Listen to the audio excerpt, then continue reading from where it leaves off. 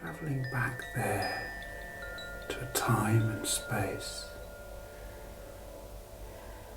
where that connection. I'm in the grid. It won't let me. It won't let me go anywhere. It's Okay. I'm where I'm supposed to be. That's good. I'm in my place in that grid that I drew. I see. You're in that place. And from that place where you're supposed to be right now, what is it that stands out to you? What do you notice there?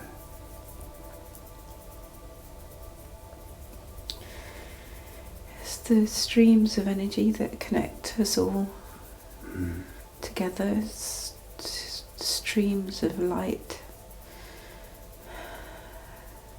weaves between all of us. So the streams of light are the energy strands that connect us all. Is it just connecting us all, or is it all things? It's just my family. I see. Yeah. And do you feel connected to your whole family at once, or is it more of an individual focus as you? We're all act as one collective. I see.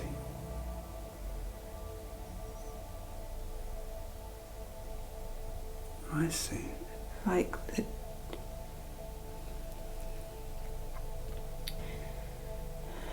drawing that I made. There's 4 who are really 2. Yeah. And then 4 which are 8.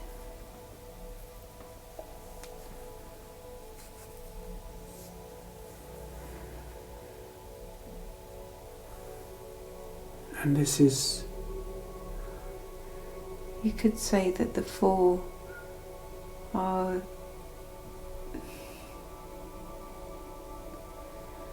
the stronger pillars, or the parent in human form. I see. Like 4 parents and 4 children. Yeah.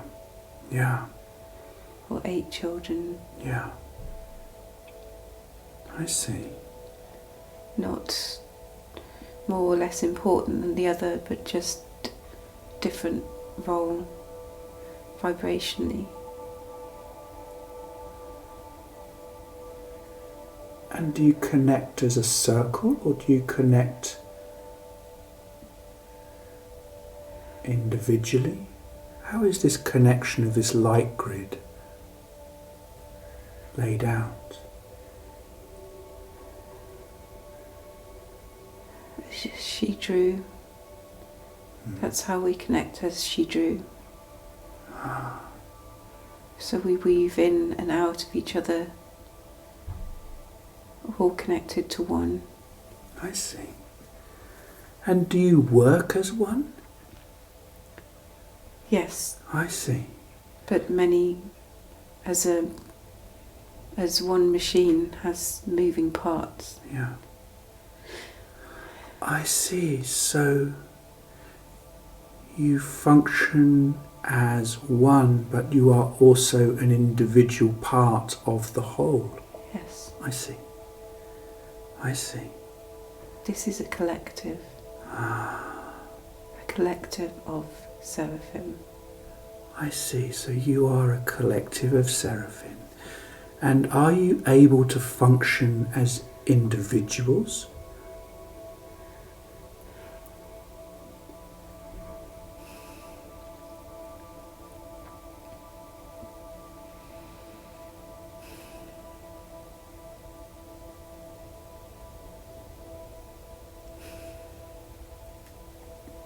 This is a difficult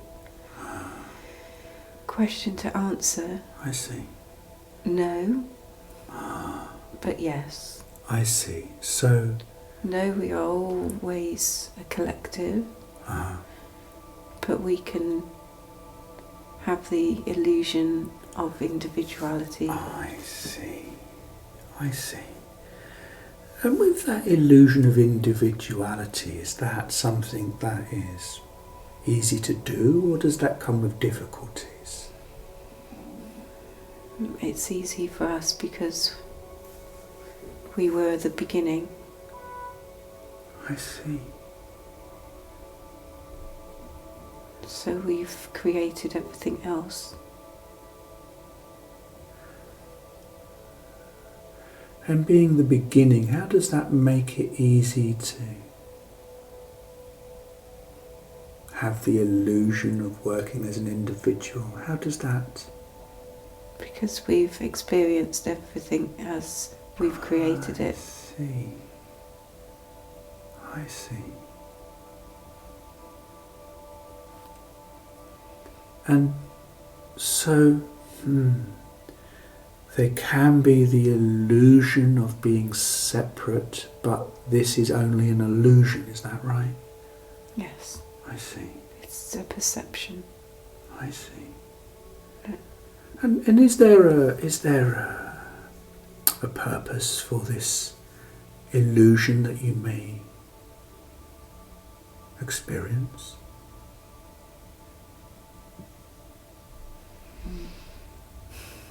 At first it was for the experience of having an experience. I see, like an exploration. Yes. Everything is exploration. It's all truly a game.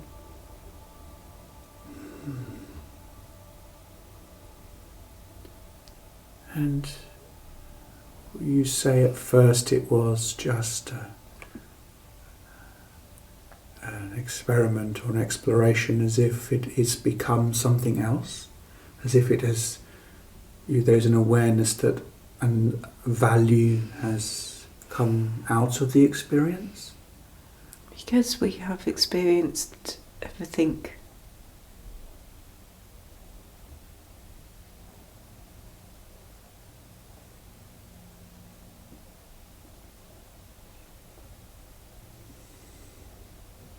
We have already experienced it because we created it. I see. I see. So the illusion and amnesia plays a role in being able to experience it without the knowledge disrupting the experience. Would that be correct? We would use the analogy of a chessboard.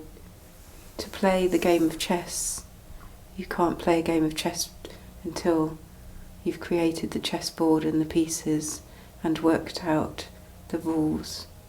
And then you can have the experience of playing the game of chess. And that playing the game is fun. We create the games.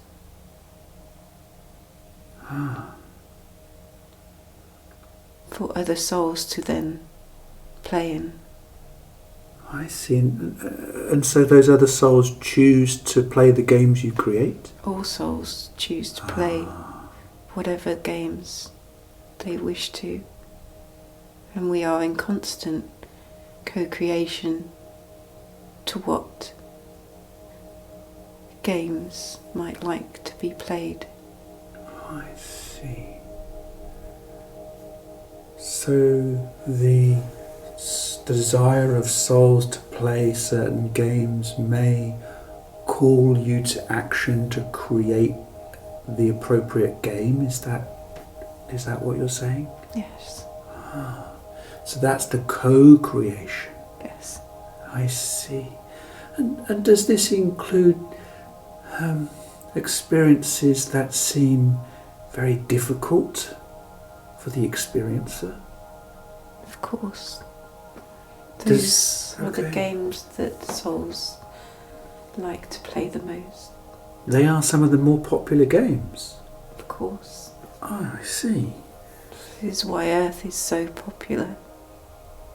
Because these games can be so extreme. Earth is the chessboard, the polarity of black and white.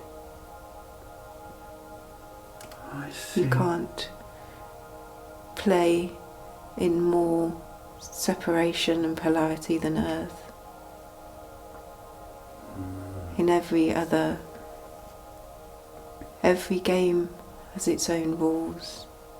Earth is very specific in separation and duality. I see. You're seeing now this pendulum that is swung almost as far as it can go.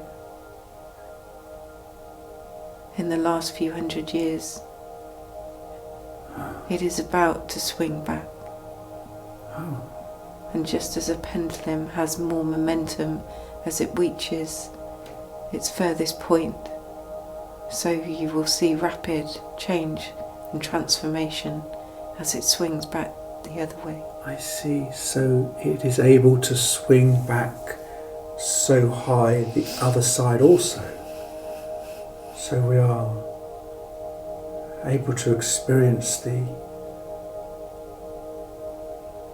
extremes from both sides. Without going fully into the dark, you cannot fully experience the light. Oh, I see. Humanity has gone about as dark as it can in the realm of control.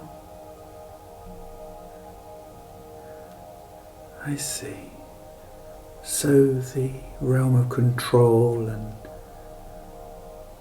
distress that is experienced at this time is at almost its peak, and there is a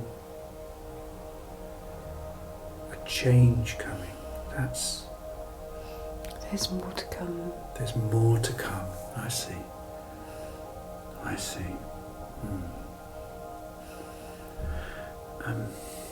And these games that all these souls have embarked upon,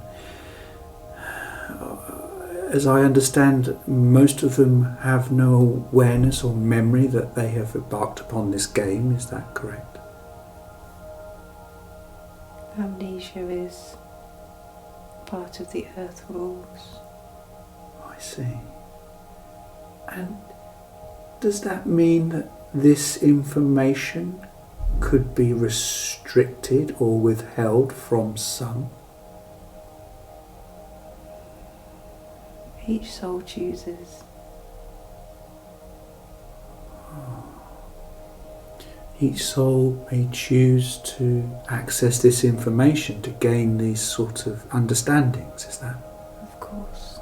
I see. So for the souls where it would be inappropriate, there is a natural obscuring of this information from their awareness, is that correct? Each soul decides what experience it wants. Each soul decides what filters it wants to place over its remembrance. Each soul decides when and how it removes those restraints or filters. And this decision, is there a delay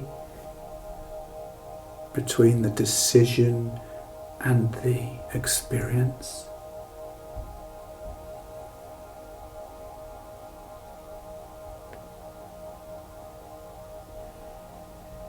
It has to be a frequency match.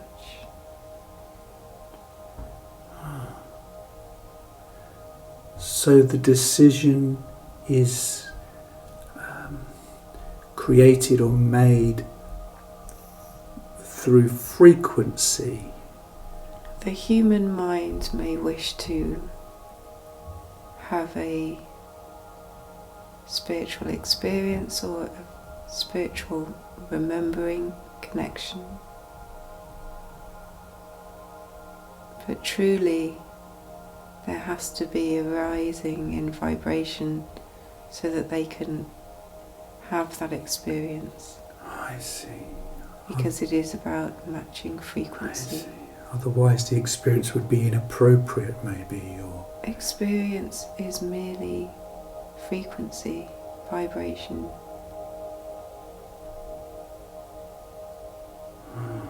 I see, yes. Yes. This is the misunderstanding on earth with what is called the law of attraction. Yes, I'm aware The of law that, of yeah. attraction and reflection is a universal law.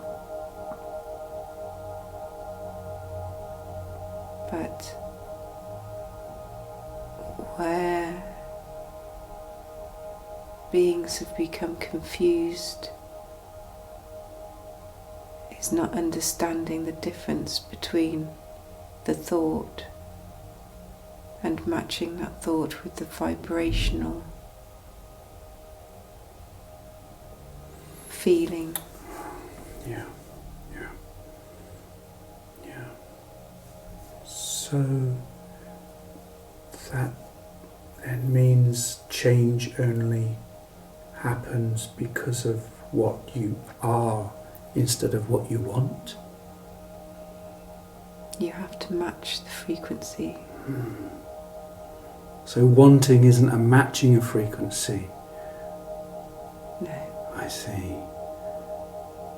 I see. So would it be accurate to say being is the matching of frequency, to actually be in that frequency? Yes. Find the frequency of what you wish to manifest. Feel it. Oh, so it's the feeling, so the feeling of that you wish to experience. Somehow one can become that frequency, that feeling, that Yes. vibration. Yeah. Because that is the vibration that you pulse out into the quantum field. I see. And then it is returned to you by the law of attraction and reflection. I see, so You cannot attract abundance to you if you don't feel abundant. I see. Yeah. Yeah. So this is not about making or applying effort or straining or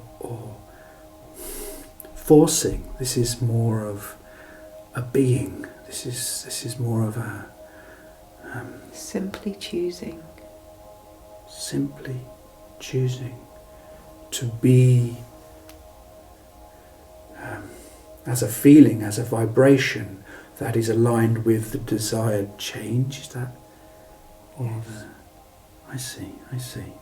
Truly, all beings can tap into any frequency or vibration they wish. What they need to pay attention to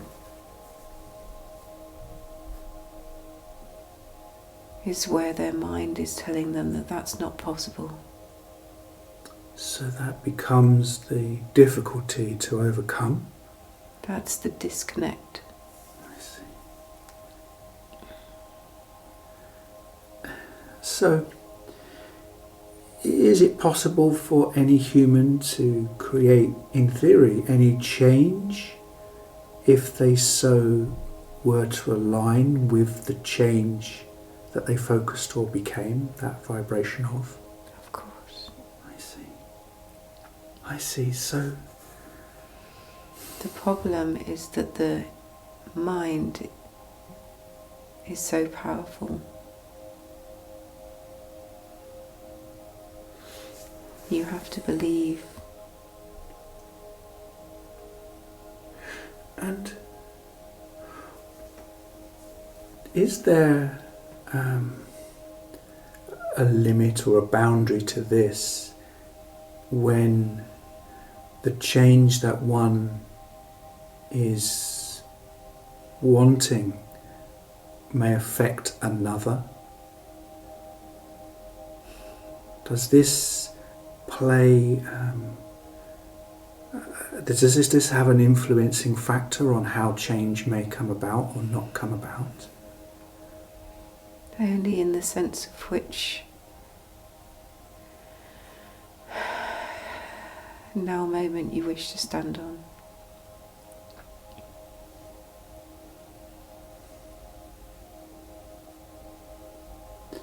So you are continually co-creating your experience.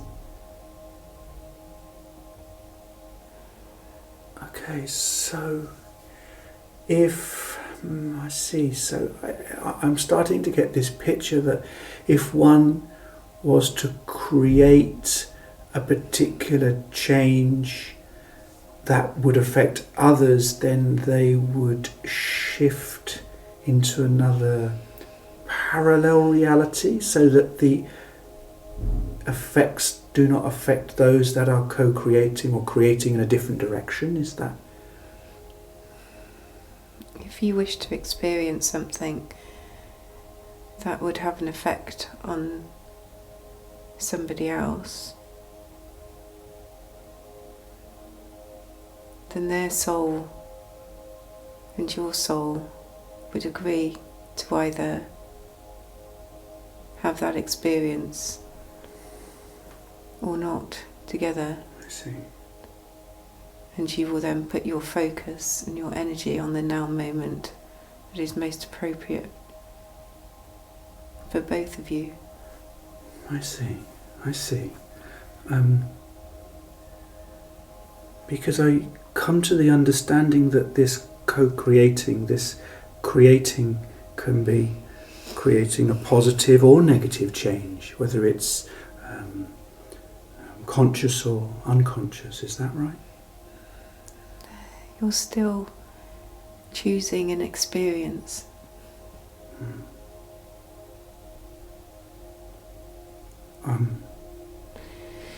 It's very difficult for you as human because you're so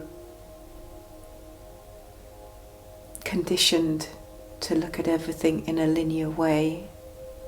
What we've just shown her is every second you make a decision, it creates millions of different alternative now moments. Yes, yes. Truly there is no timeline. It is just yes, I see. Infinite now moment. I see. And you choose now moment to now moment I see. to now moment. Yes.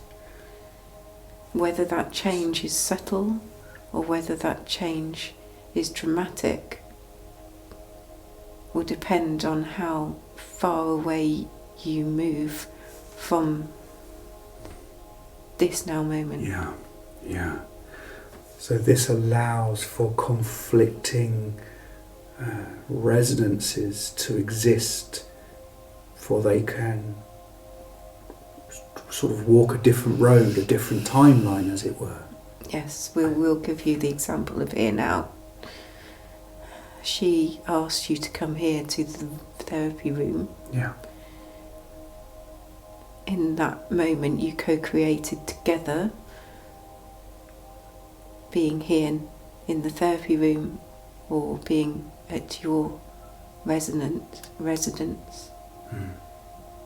And all sorts of other possibilities in between. We spoke to you about this the last time. Yes, yes, yes, I remember when this. We said there was over 80 possibilities of you and her being in that room under different circumstances. So you're at this moment co-creating with her. You're both focusing on the now moment where you decided to come here to this room. Yes. Does that? Yes, that answers my question beautifully. Yeah. Truly, there is no timeline. There is only what the soul wants to experience in this now moment. And if your souls had decided to experience another now moment, even if it was a now moment where you cancelled this session, that would have been your choice between you, and you have decided to focus on that now moment. I see. Yes, and this is... But you decided on this one, so this is the one that appears to be real in your human sense.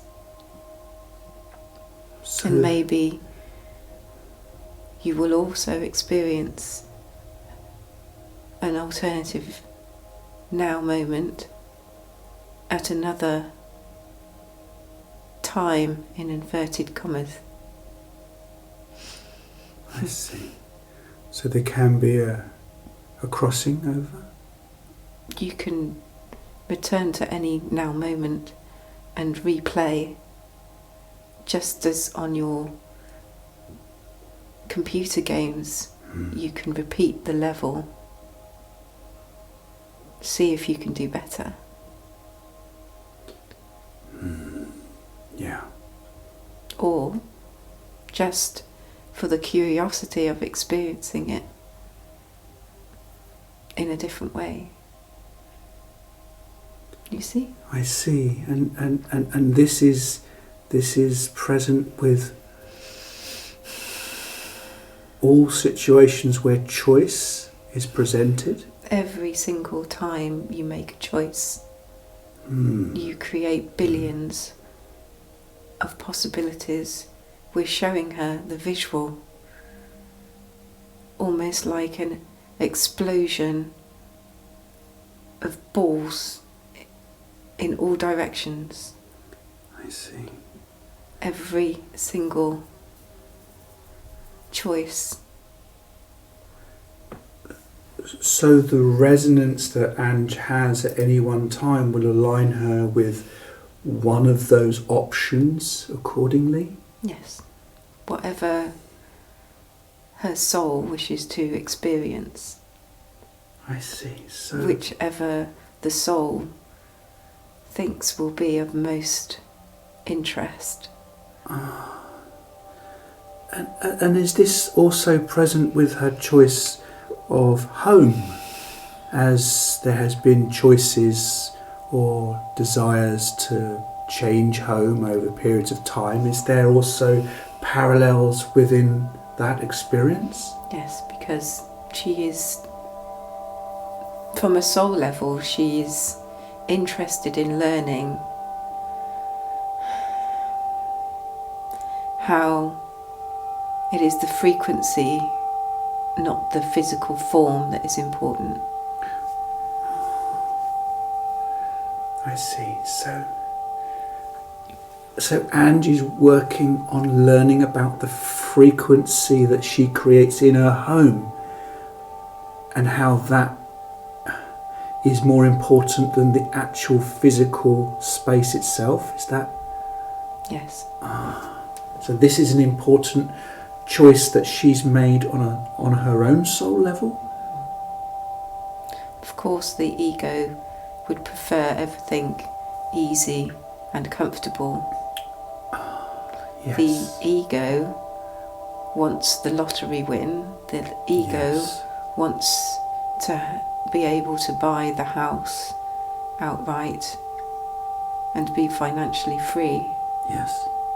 But the soul does not find that very interesting or challenging. The soul wants to explore I see. doing it without. It's like taking a shortcut instead of enjoying the scenic route. The motorway may be quicker, but not as pleasant a view. Yes, I see. So when we speak of aligning the vibration to create change, the soul also plays a role in this deciding factor that the ego may not be aware of. We will answer her question about the session where we said that she will get her home soon. Yes. That was in the coming vibrational experience that she was residing in at the time. We're trying not to say timeline because the human locks into the linear aspect of it, and truly there is no linear line, and truly time in the way that you think of time does not exist. She was close to getting the house that she wanted.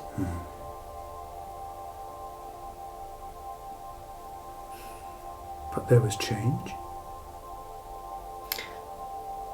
Partly because of the collective change.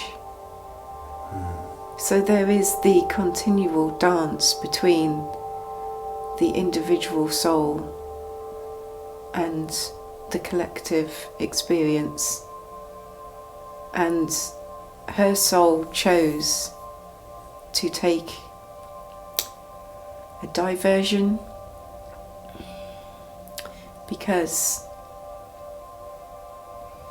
it knew that there would be some interesting growth opportunities.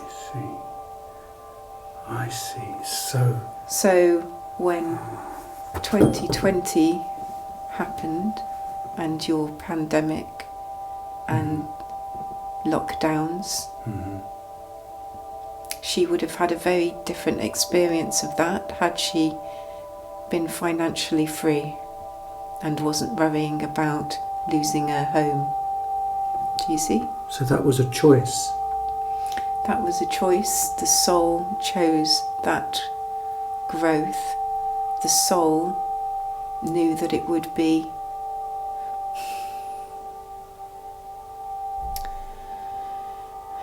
extremely rewarding to go through the experience of those years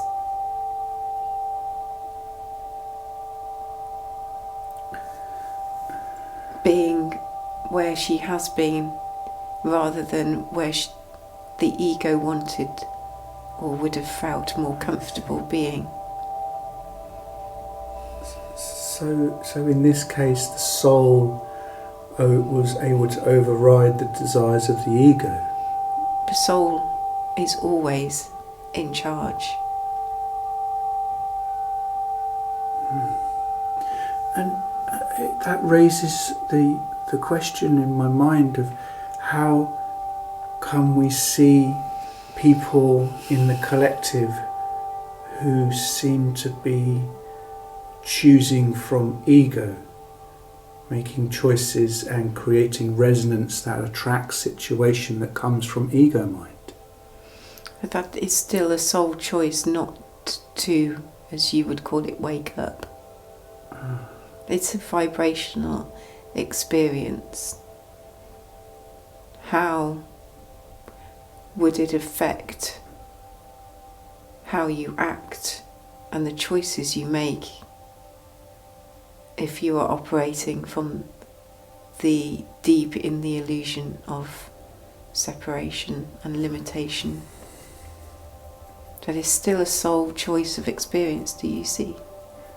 I see. So the soul can we know back. that there is a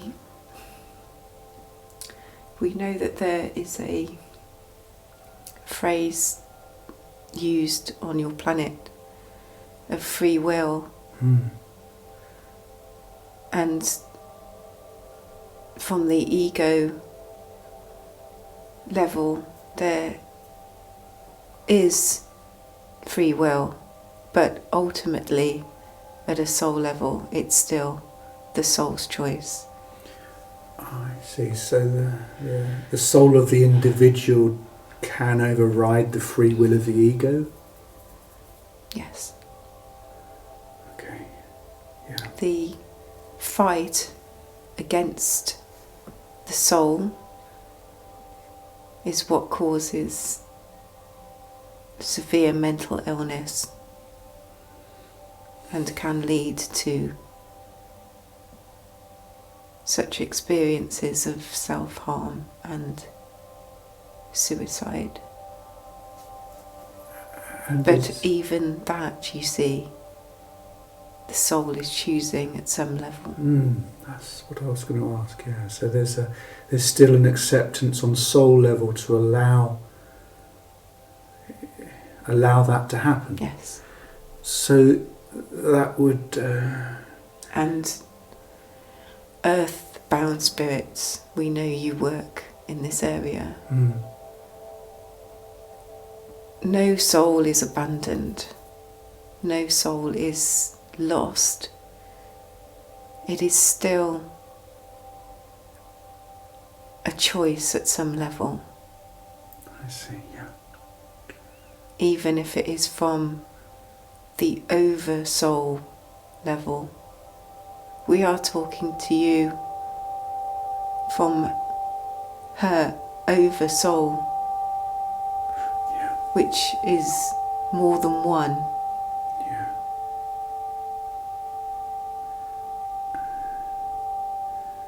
And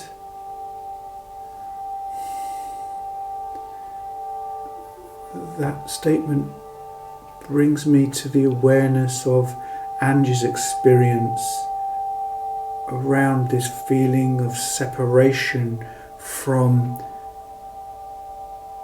a very deeply felt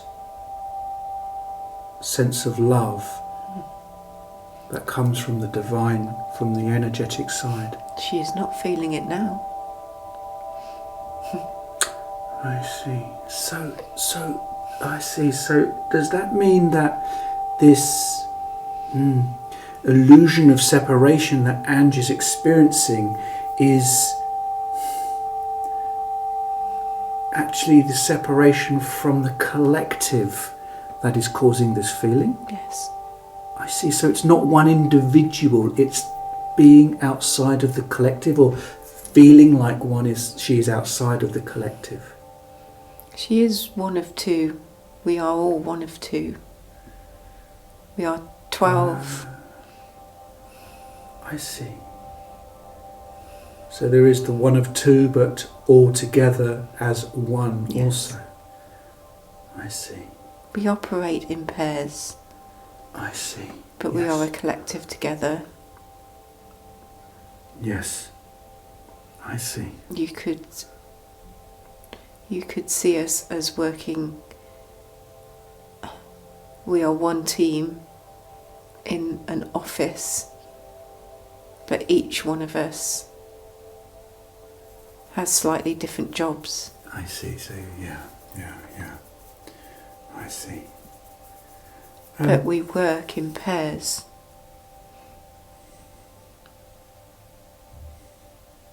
So each desk has 2 seats. So that she understands this at a human level. That's how we're going to show it her. I see. Yes. So that what she drew. Yeah. So her desk, the other that should be sitting next to her, is opposite her on the diagram. Together they make one desk. They work together. Yeah. Yes. Yes, I see. The separation she feels, the deep grief that she feels, is when she's fully conscious as a human,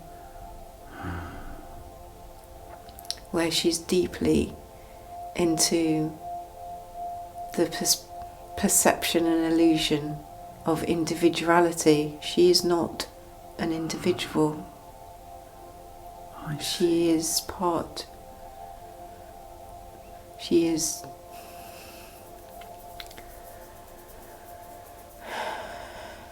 one of two. I see. And the awareness of this feeling of pining or grieving, this feeling of loss, is really just showing her that she is more focused in individuality at that time. Yes. So this feeling can serve her, is that right? Is this an experience that is required for her to have? Or has it been an experience that is necessary for her to experience in the past?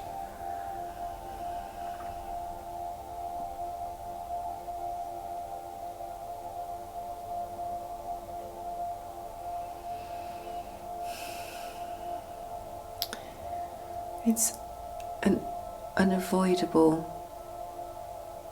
consequence of being in a physical body.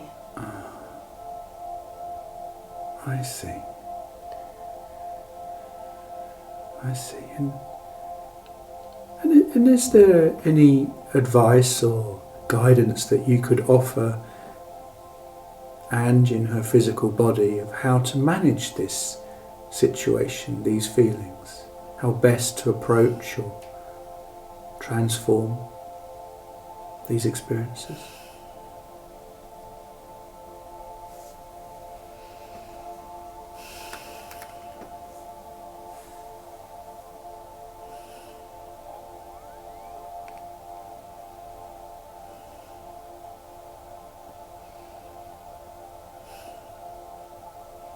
Truly, it's unavoidable.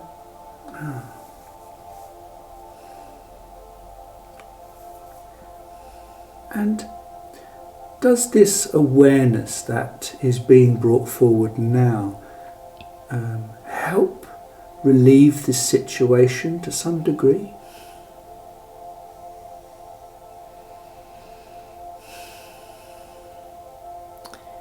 If she made space to connect with us more, it would relieve. But when you are fully conscious, it is difficult for you to believe. It's difficult to cross that bridge. And could you speak on why it is difficult to fully believe? The ego. So the human ego somehow resists the acceptance of these? Yes, of course. The ego enjoys being individual. I see. And is it also true that one gains value from this individual experience that the ego, or the illusion that the ego creates? Yes, of course, but you see, most souls won't experience the separation as deeply as she does. Why is that? Because she's part of the collective. Ah, I see. So because the collective that she's part of is so connected, such a strong connection. It has such a strong resonance that it is felt all the way out here in the world of ego consciousness. I'll give you a human example. Okay. If you had a family that you didn't get on with very well, or didn't resonate with, and you moved away, you wouldn't feel the loss as deeply as if you had a very close family that you loved and enjoyed seeing every day. Yeah, I see. Yes, that's clear. Thank you. Yeah. That's why we say it is unavoidable. I see.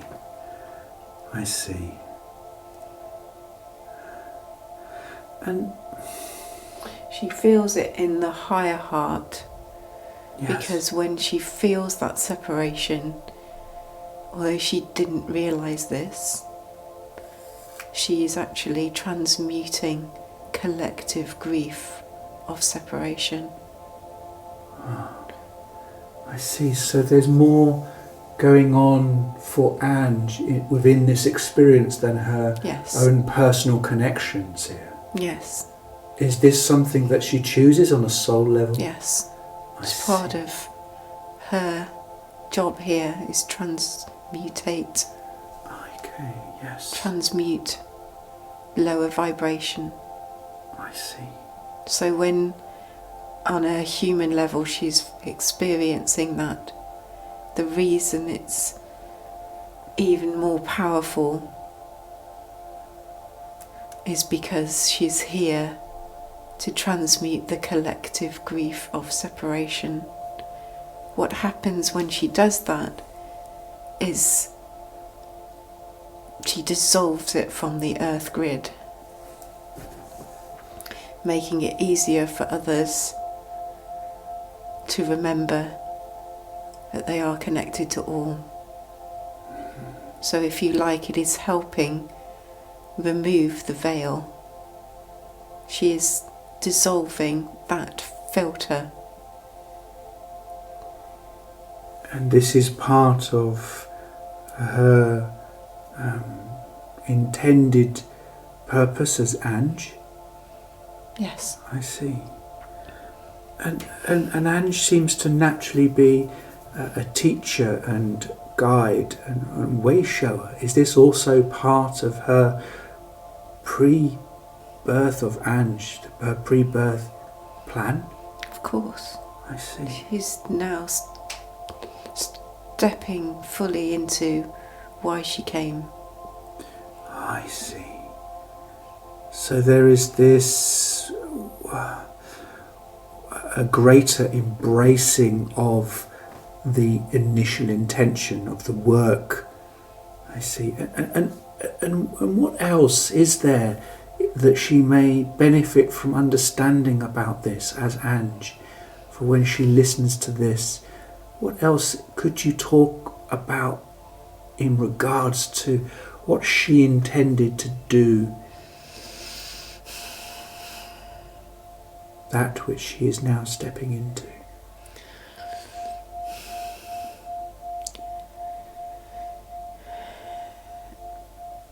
Our collective is so high frequency. She brings that frequency to the earth grid at this time.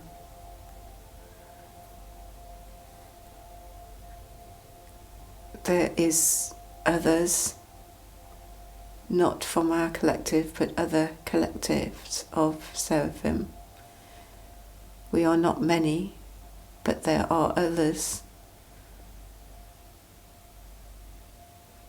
We plug into strategic points on the energy grid, and from these points we are able to clear, clean, transmute, and run the new grid, crystalline grid. I see, so it's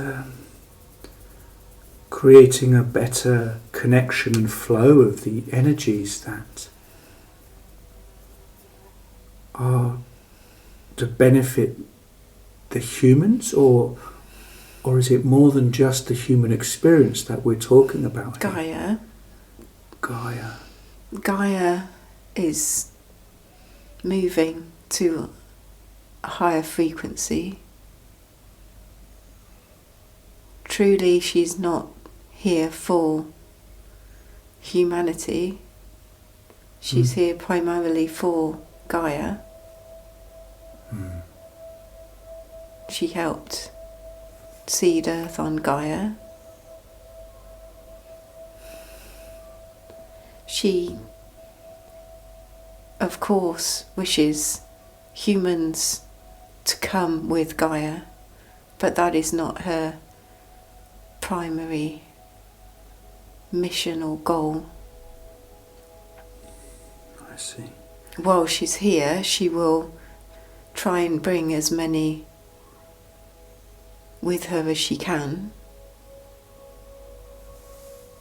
I see. So there is like an invitation for humans to move with her. Yes, but we would say that her primary objective, her primary importance of being here is to lock in the light to the earth grid. To dissolve the veil, to raise the vibration and the frequency. So what does it mean to dissolve the veil? Because Gaia is moving out of the third dimension. The third dimension is where you have the veil of amnesia, where you can truly play in the game of separation. All other games, you retain the knowledge of connection, and in some ways remember that you co-create with the universe. Earth is complete separation and polarity, and it is a game of descension to the lowest point to see whether you can ascend again.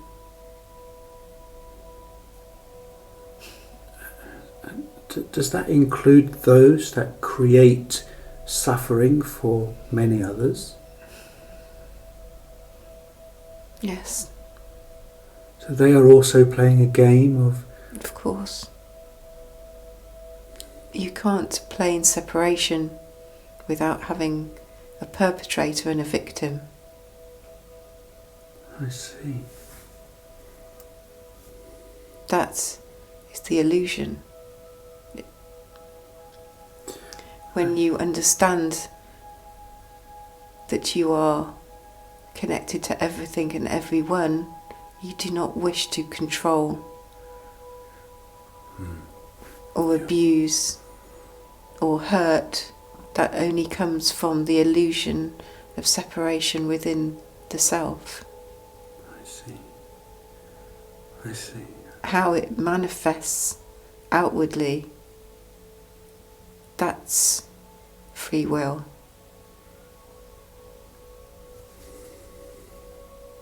Truly, each of you are murderers if you chose to be.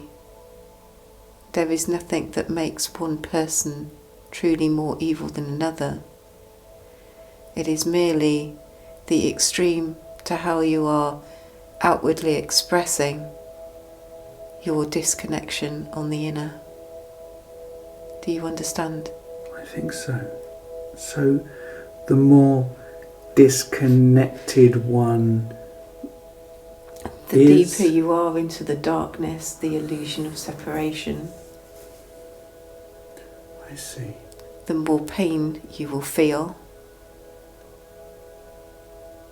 How you express that to the outer world is what creates what others would judge as evil. I see. And this is why, really, truly, the only answer is ever to love more. And is there a way that one can achieve that? How can one love more?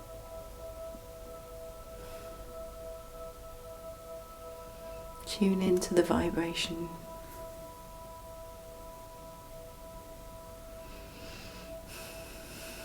The vibration of love? Yes. So where love is noticed, where love is felt, Yes. there is a simple tuning into that too. Yes. Acknowledge where you feel love. When you felt love, acknowledge how it feels in your vehicle. It sounds as if this acknowledging and connecting, as if it activates it and grows it. Is that what happens, or? In earlier conversations, we've talked about this, why heart connection is so important, and how trying to solve problems through the mind is the old way of doing things. That belongs to a different vibrational earth. The frequency of the earth has already changed. People's experiences of time has already changed. So does this include how we work as healers and facilitate space for those to heal their... We've said this before, that beings do no longer have the time to go through the old linear ways of doing things. Old ways of therapy will not work, even if they are still working now, unless they are bringing in the element of spirit, consciousness, heart. These modalities will be obsolete. I see. So if you were going to school now or university to study mind orientated modalities and spending 4 years learning about these modalities, by the time you come out and set yourself up as a therapist, that will be obsolete. In 4 years' time, this earth will be unrecognizable to you now, just as now is unrecognizable to you before 2020. Yeah, I see. And this will keep getting faster as the frequency rises. Those who are able to swim with the tide, so to speak, will be having the most glorious swim. Those who resist will be engulfed.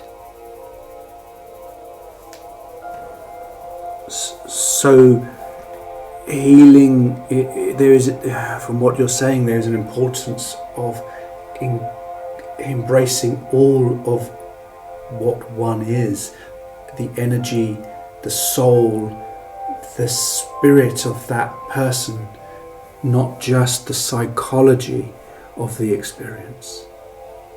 It has to be heart-based because the heart is where you plug into the multi-dimensional aspect of the self. It is a bit of a paradox that the search to find the self is actually the remembering of you as a multi-dimensional being connected to everything and time and space. So does that mean working through the amnesia while on Earth are you speaking of that playing an important role in awakening and healing? The game on Earth is changing because Gaia wishes to have a different vibrational experience. Therefore,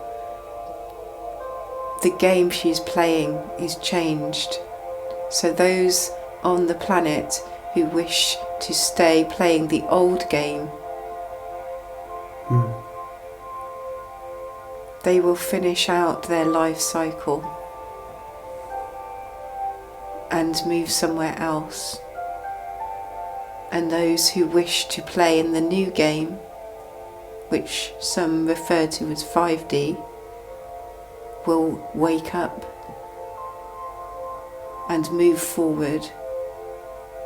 And this is her job and your job. You are here as way showers, light bearers for those that wish to move into the new game. I see.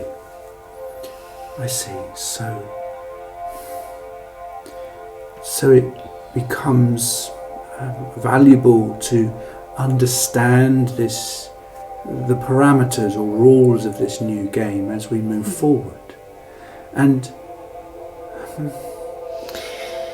as you look back in your linear timeline on Earth and see things that humans were doing to each other as barbaric 100 years ago, 200 years ago, so you will have the same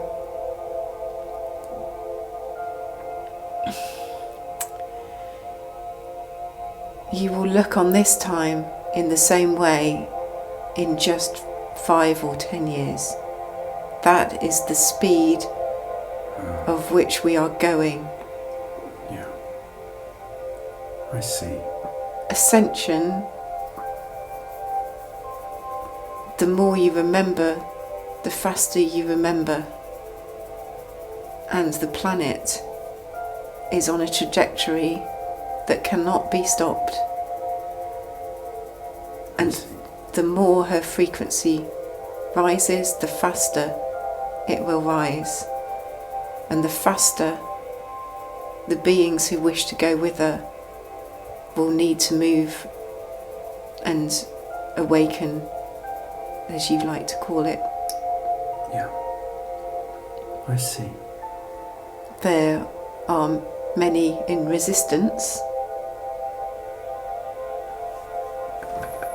And is this resistance coming from the soul of those many as well as the ego?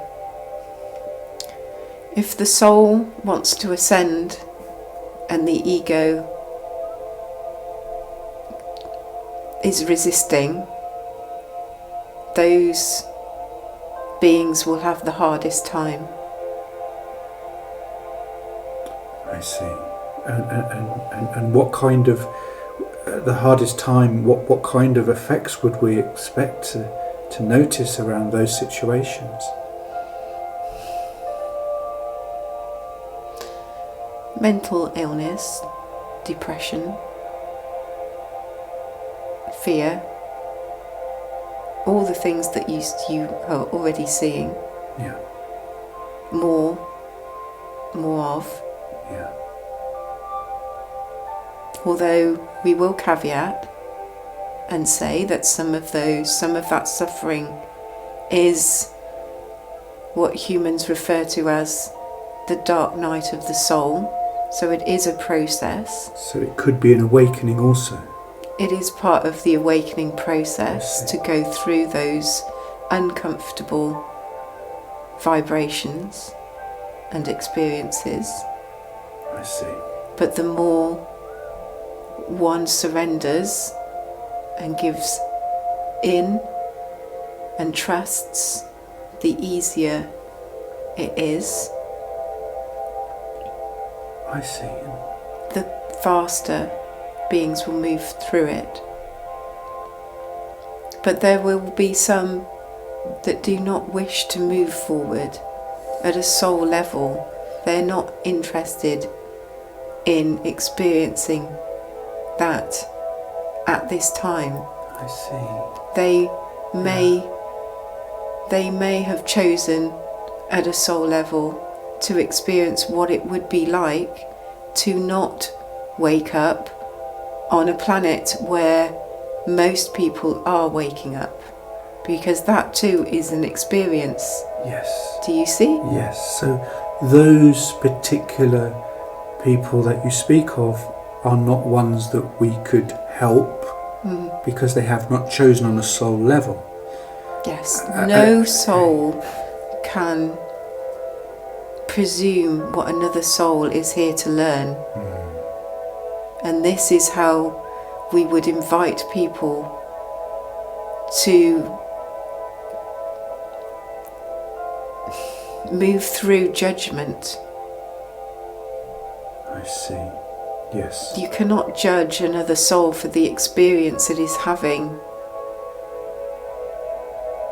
You can observe the behaviour of the human at an ego level.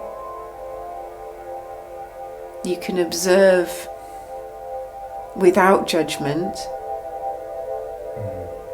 You can say, isn't that interesting how that being is behaving? That is not how I would behave or wish to behave. You can say, that is interesting. I can see how that being's behaviour is coming from a vibration of fear, and be curious into the reasons of those fears. That is observational, that is observing without judgment.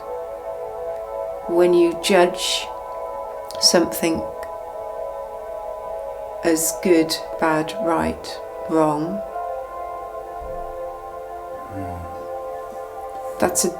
that is coming from your ego, not your soul. The soul will observe. So when you're in the heart, you are able to have compassion because you're observing. That's truly what compassion is. It's observing without judging.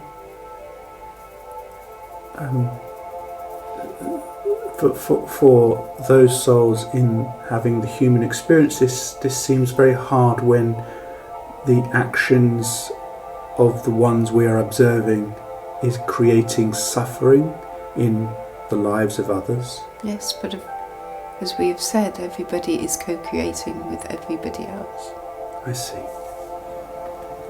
So you could say that you are on a now moment where you're observing that suffering. And that may be the learning of the observer. Yes. That may be what the observer is wanting to learn from, to observe the suffering of others. Because it is inviting you to explore more about your judgment of suffering. Okay. Also, another question, if I may. you speak of the difference between those souls who are not wanting to wake up and staying in that place, and those souls who on an ego level do not want to wake up, but on a soul level do want to wake up, and how this can create conflict within the experience and sometimes mental health. Is it also a case that these particular people, these particular egos could be helped through this healing approach where one encompasses all the energy, psychology and soul of that person? Yes, it's all about heart connection.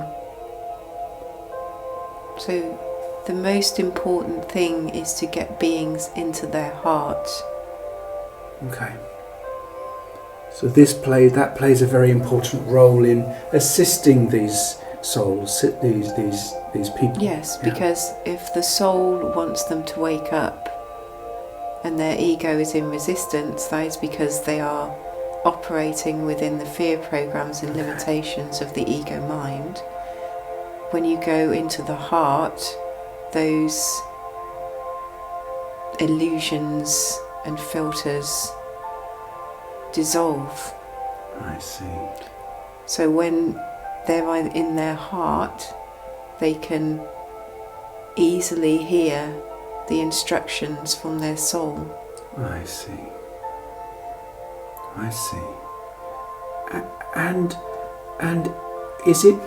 would it be difficult for one to tell the difference between those souls that do not wish to wake up and those souls that do? How might we tell between those?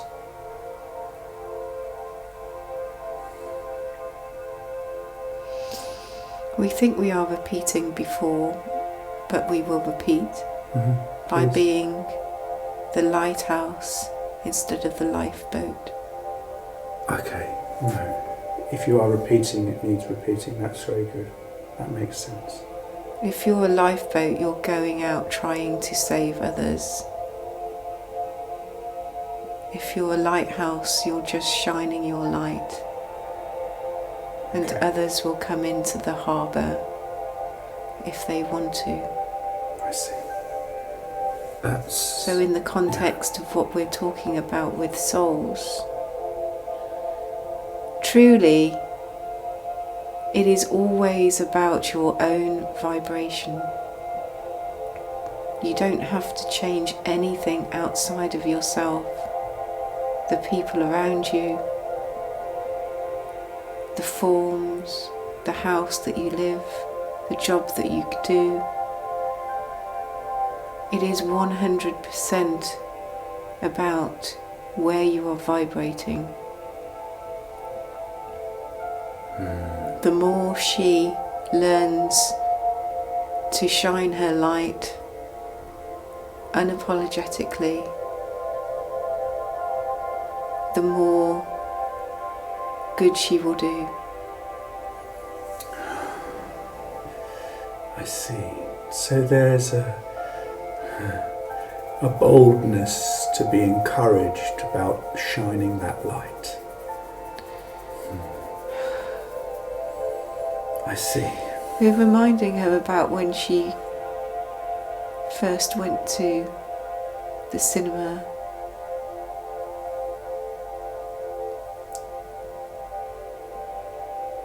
To see Lord of the Rings. And she broke down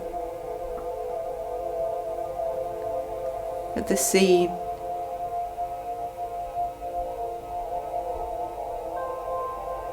where the elf gives a gift, the light.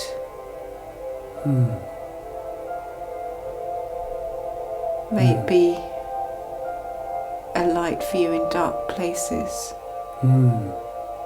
When all of the lights go out That is a good analogy for this time on your planet. All the lights are going out, and she is one of the lights that will remain with others like yourself, other light workers, grid workers. When the lights of the 3D reality go out, it will be the lighthouses that are shining that will bring in the lost souls. I see.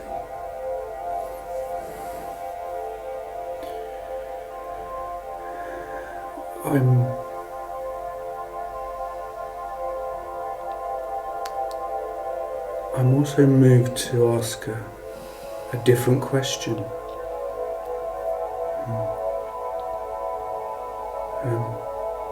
There appears to be a lot of benevolent alien interest in Earth at this time.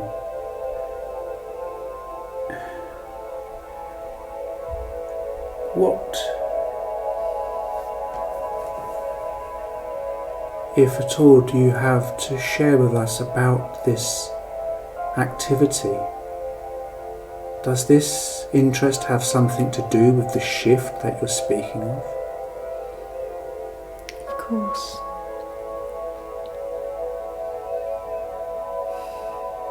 As the planet and the humans change in frequency,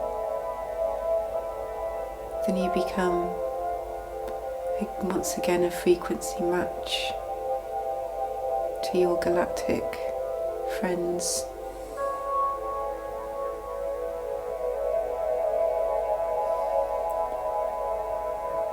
And can they help us? Can we utilize their intentions to assist us in this? Yes, there are many here. They're already assisting, and others who are happy to assist when called.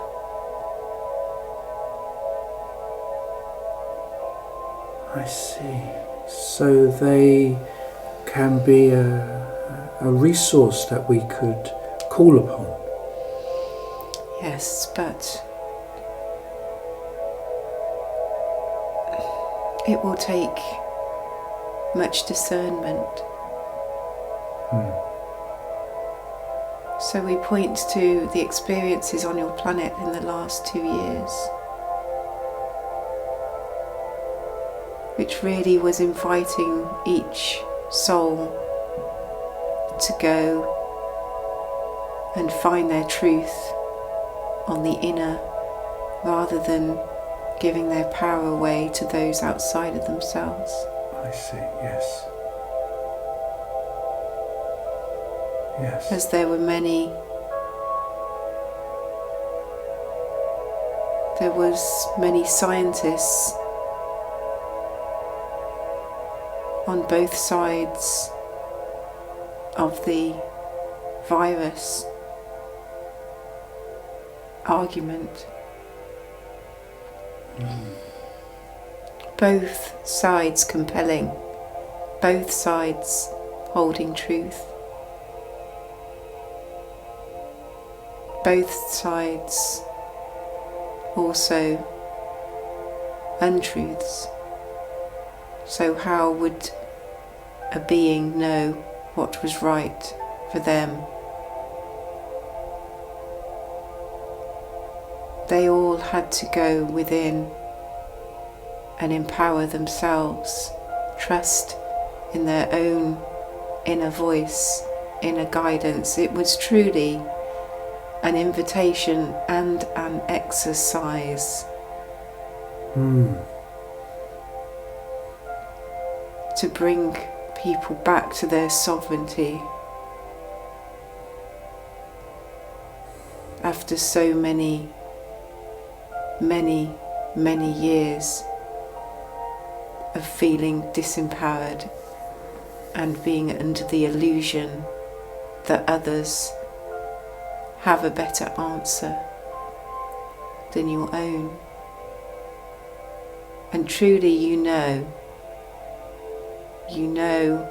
whether your answer is coming from the heart, based in the vibration of love, or from a vibration of fear. And what was correct for one is not correct for another.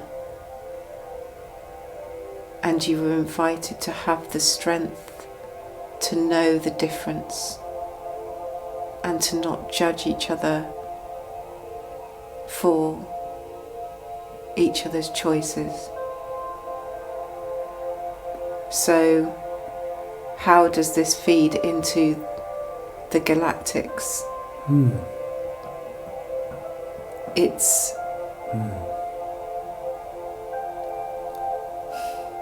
training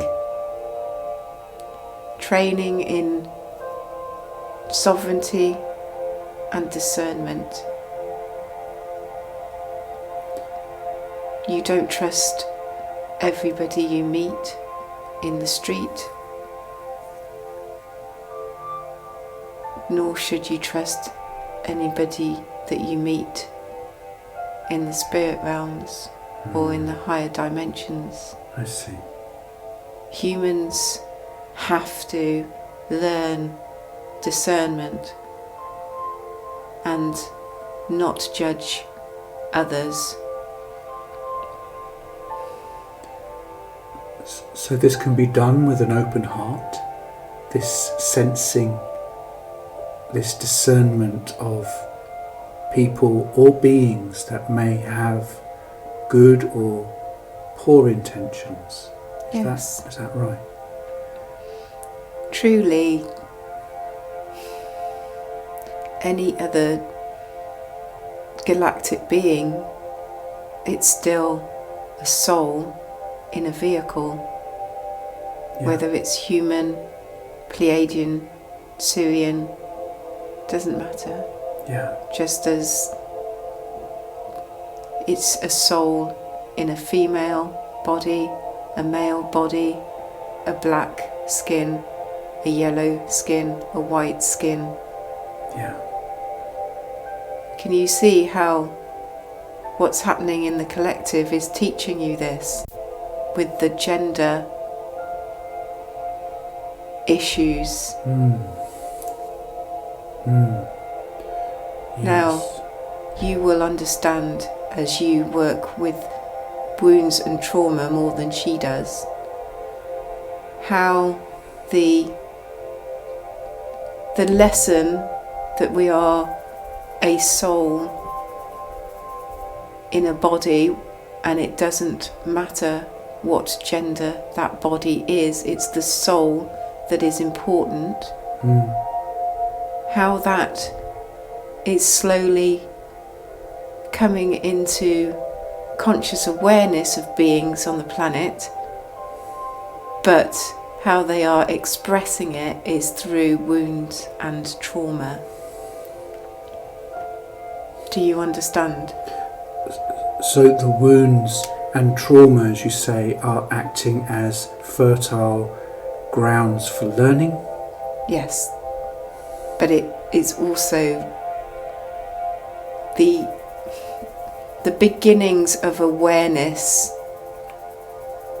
that we are souls before male, female, black, white. Yes. But humans are doing it very messily, and still when you're operating from the illusion of separation and the ego mind rather than the heart, how it is expressed is still wanting to make the other wrong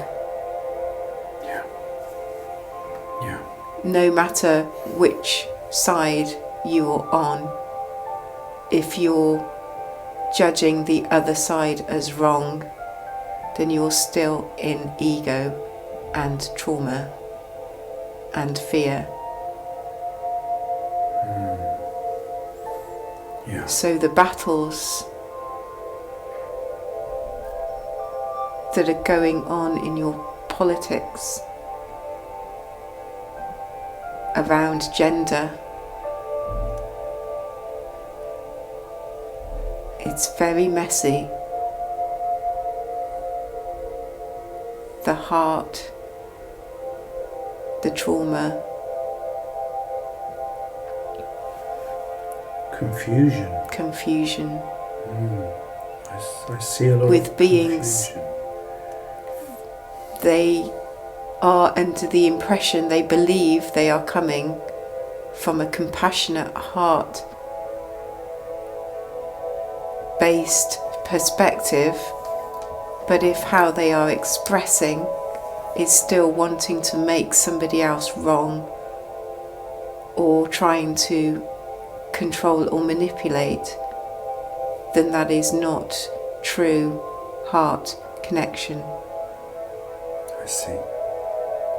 In simple terms, if it was coming from the heart, it would be smooth and graceful and easy. I see. That sounds like if it's coming from the heart, it happens naturally. There's a non-forcing. You don't feel the need to suppress others or make others think how you do. That is still operating within the ego and fear programs. I have the awareness of holding this understanding clearly can give the impression to others that one is cold and unfeeling, and this can be a difficulty. This was spoken of earlier, and I wonder if you have anything to say around this subject of judgment of others, opinions of others that maybe felt difficult for one.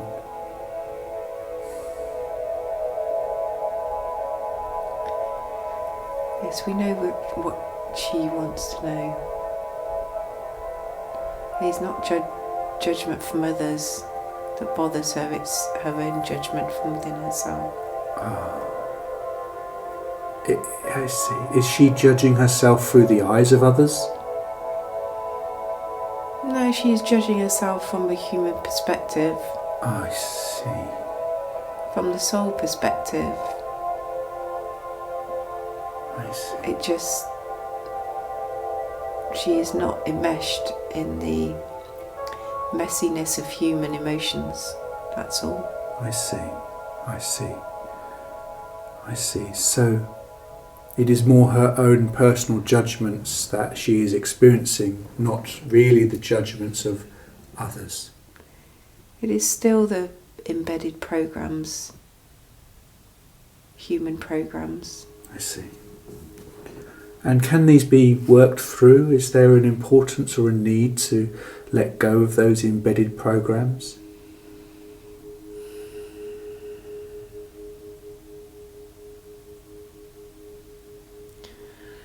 She is already fully aware of this, but we are aware that she needs to have it on tape as confirmation. I see, yes. So there can be a At revisiting. the moment she's feeling and knowing, and she is in that state of knowing, and it is what it is. Yeah. There's no guessing. At the moment she's perfectly calm with this because her ego is not in operation. She's completely heart centered. So being heart-centered, she's connected to all of us. Yes. And there's no need for explanation. Okay, thank you. But we will say, because we understand that the mind interferes at a later date, so we would like to make it clear that the reason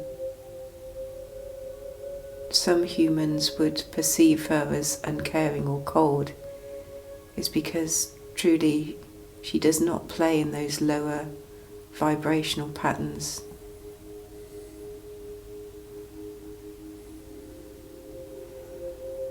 I see. She brings more and more of us into her human experience, and the more that she brings this vibration down into her body, the more unaffected she will be by the messy emotions of others. I see. So there's a benefit from channeling the energy down into her physical body. Is that right? She embodies more of us than ever before. Okay. And how does she do that? We are showing her that she is like a splinter of glass that has broken off.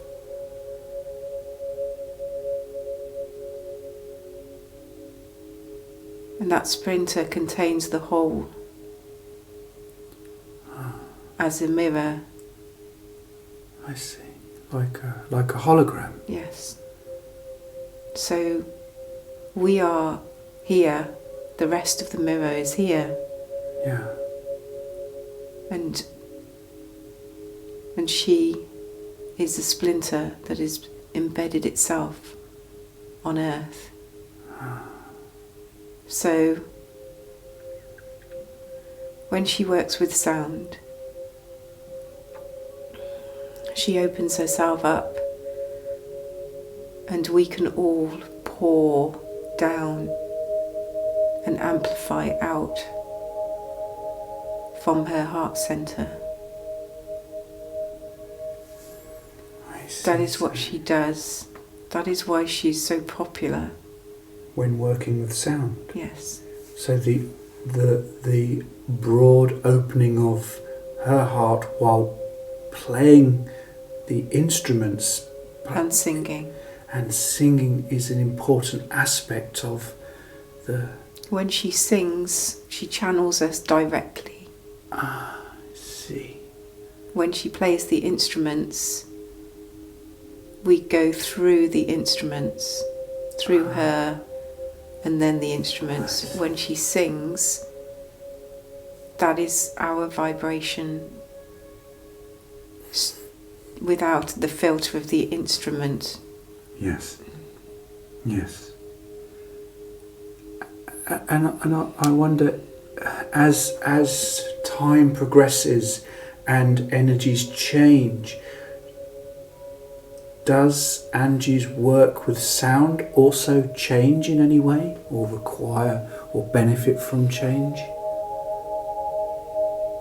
Truly, she doesn't need the instruments, and she's beginning to understand this, that actually she doesn't need anything. She doesn't even need to sing. She doesn't need to do anything. She simply needs to be alive.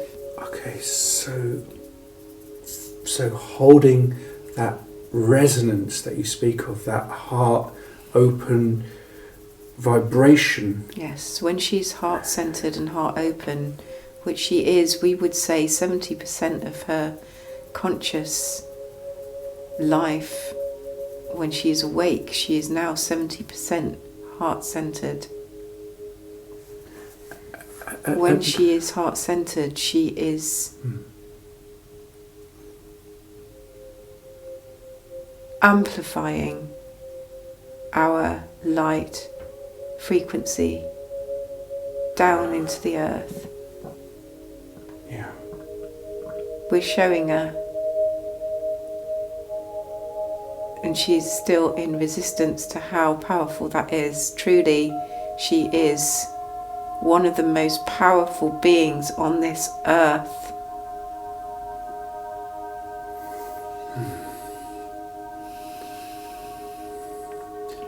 So there is a calling for her to step into her power.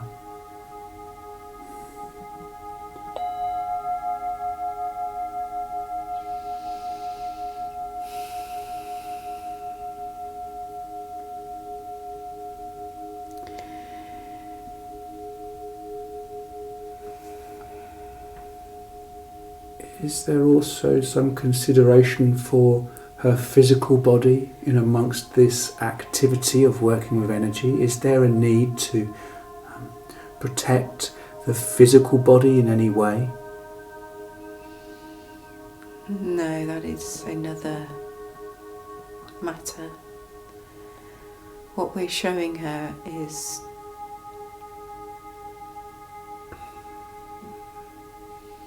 we're showing her why she fears fully not stepping in, accepting who she is, what she is. We are showing her another scene from the film because we know how she loves her visuals. Okay. There is a scene where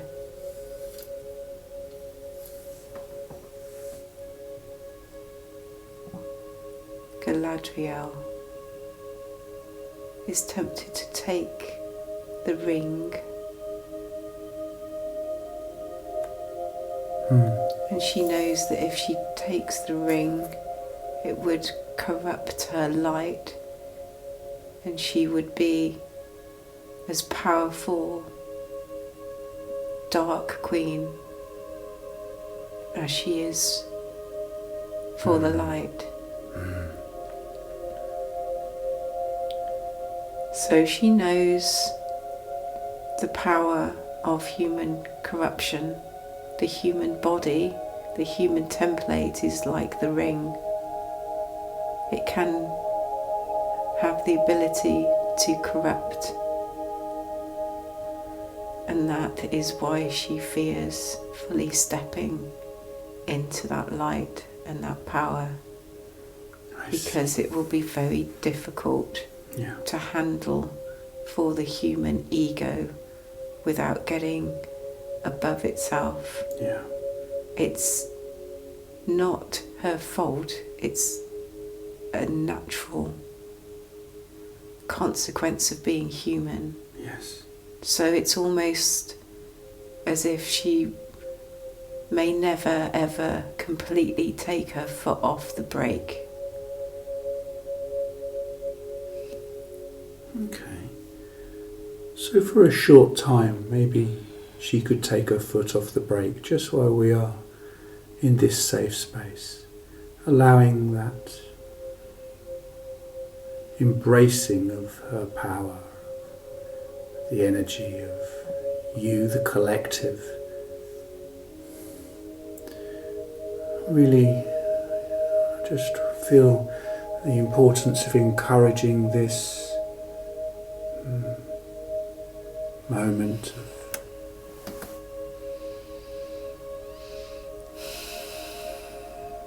she's been feeling it since we came in.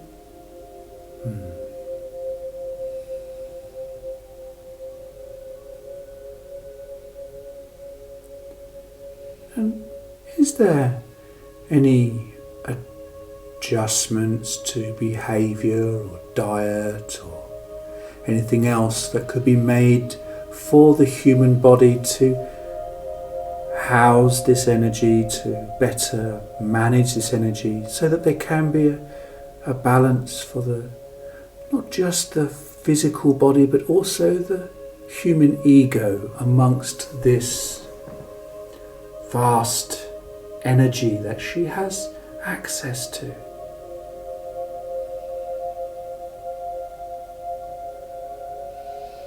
Turn up the heart connection to 99.9%. Does that mean maintaining an open heart all the time? Yes. And is this at all, is there any consideration of needing to protect that open heart from picking up negative vibration in any way? We're smiling because she knows that she's not going to do that.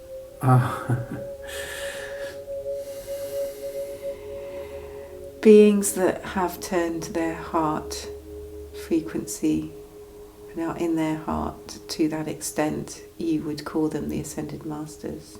I see. And is it not part of her chosen path to be an Ascended Master? No, she doesn't need to do that. She doesn't need to be on the world stage. Mm-hmm. She's already done it. In a past life or Previous incarnation. previous incarnation.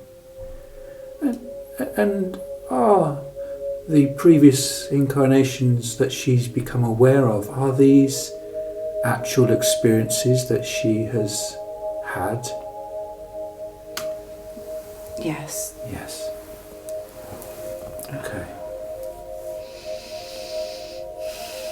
And is there also wisdom and understanding that she can gain from those experiences for her current incarnation? Only in that she doesn't need to do that.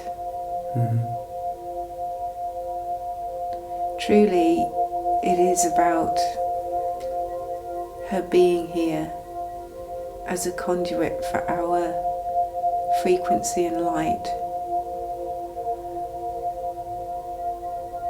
It doesn't truly matter what she does. I see. So whether she is known by 3 people or 3 million does not matter. It doesn't have an effect on the light that she brings to the planet. And we would like to extend this to many other light workers and healers.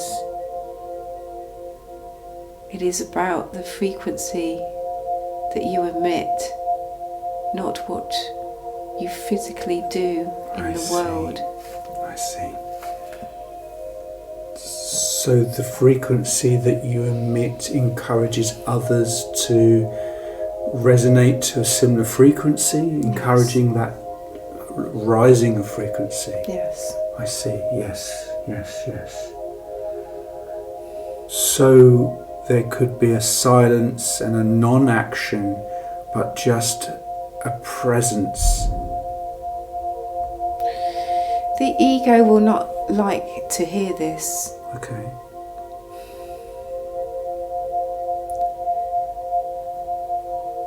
Her sound work and what she does with her sound is very powerful.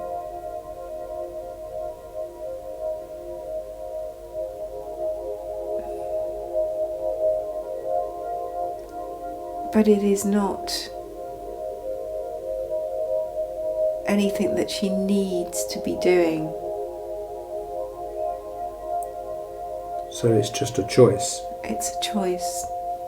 Mm. As long as she is heart-centered, it wouldn't even matter if she was how you would call spiritually awake. So her mother, for example, is one of the most powerful love givers on this planet.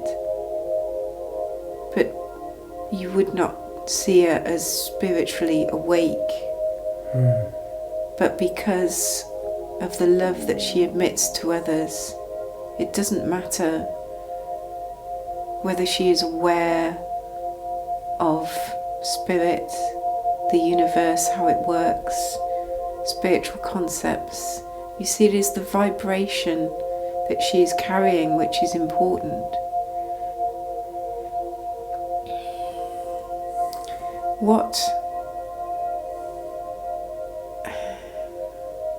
What Angie is doing with her sound work is merely an appropriate expression of her vibration and energy. Do you understand? Yeah. So it is beautiful that she has found a way to make a living from expressing something that she does anyway. I see.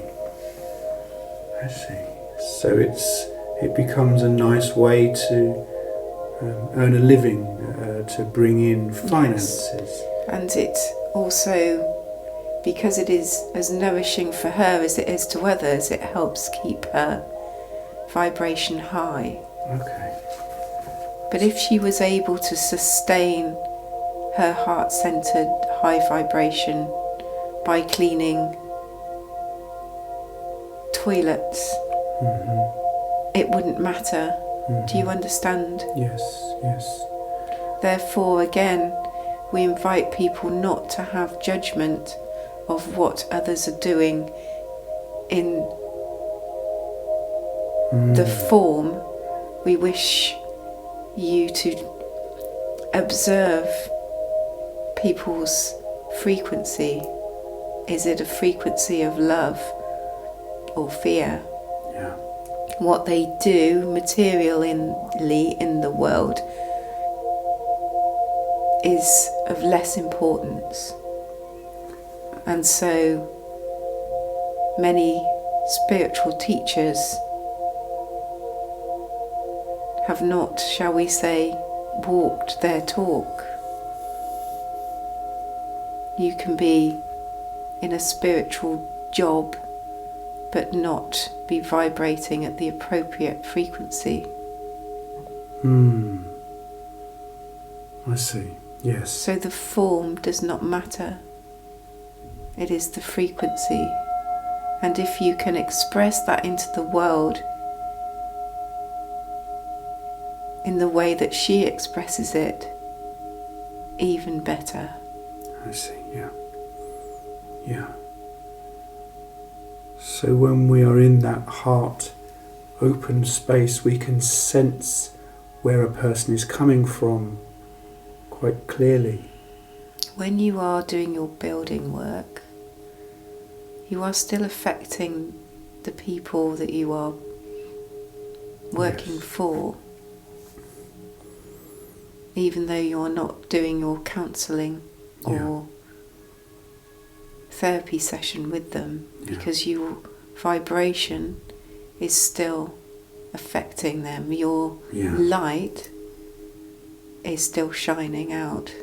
So this would also be the same if I'm in a supermarket or a cafe. It is the human ego that wants to put importance on the outside form. Once beings truly understand that everything is about their own vibration, then the world will change rapidly.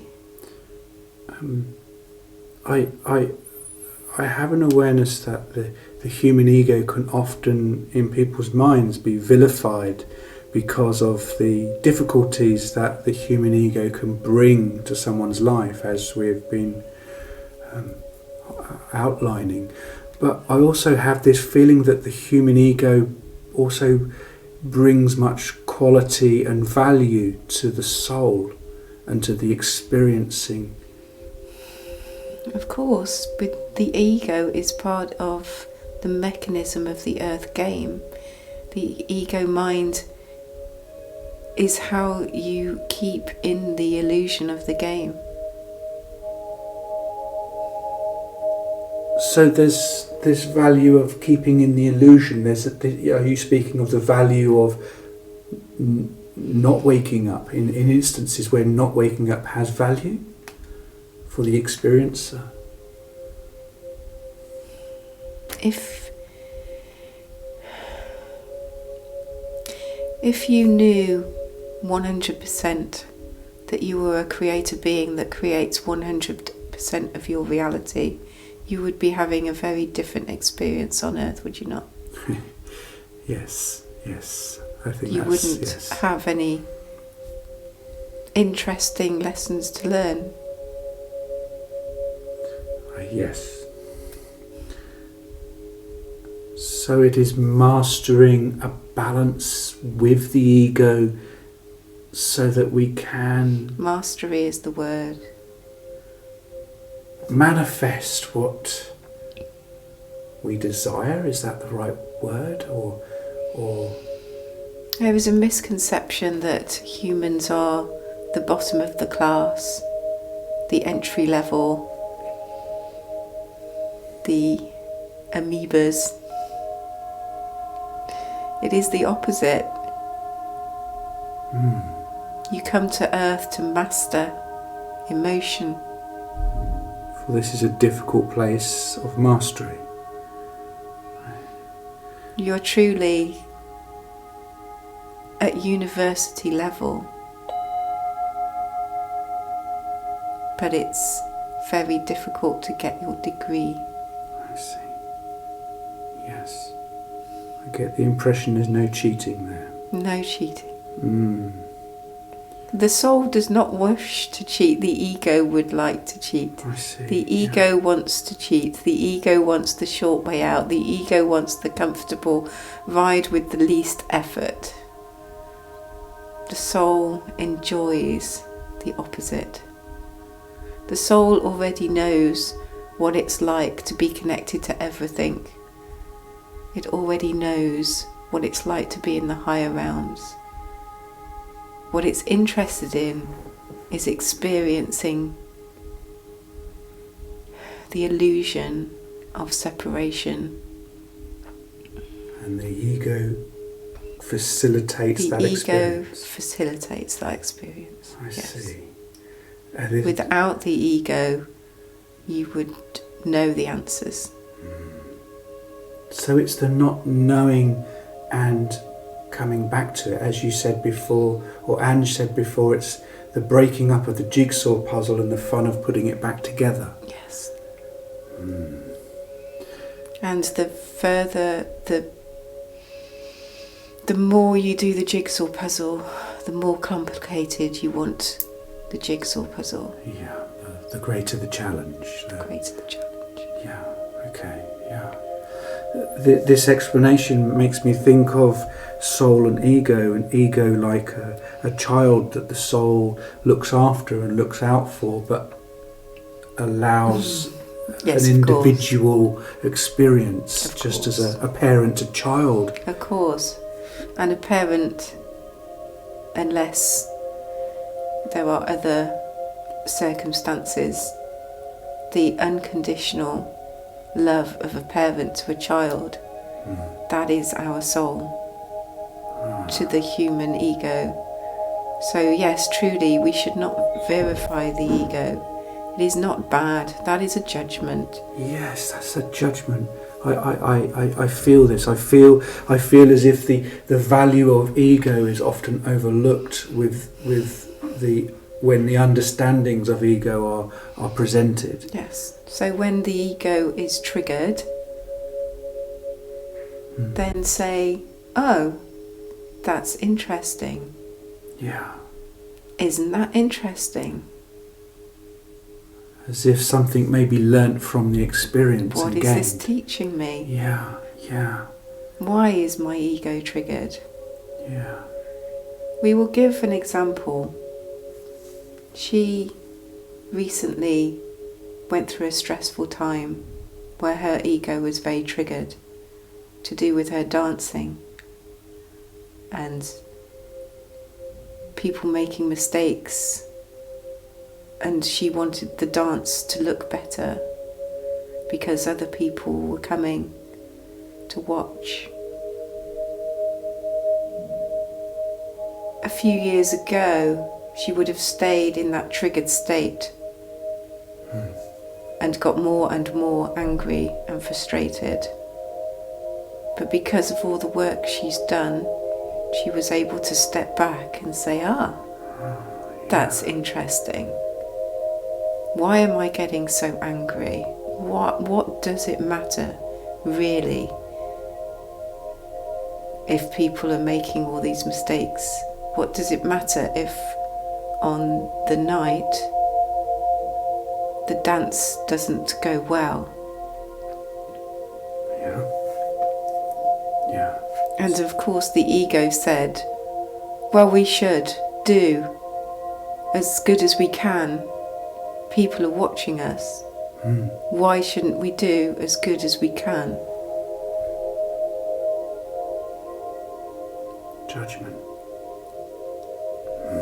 But when she felt deeper into it, for she could identify that that wasn't the real reason, that was the superficial reason. So when she dug deeper, she was able to identify that what she really was in fear of was being laughed at and judged by others. Yeah. And that was the goal, that was the lesson. Yeah, so there was fear in that. It was fear of being laughed at, maybe by some people she used to know, people that are waiting for a fall, and truly when she got into her heart center, she didn't care.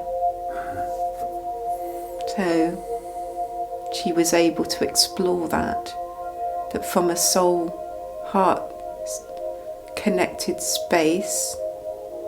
So what if others laugh and judge? I see. As long as you enjoy the dance. Yes. So although it is understandable to feel that you do not want to be laughed at or judged, really truly does it matter? It doesn't matter when you're in the heart, it only matters when you're in the mind.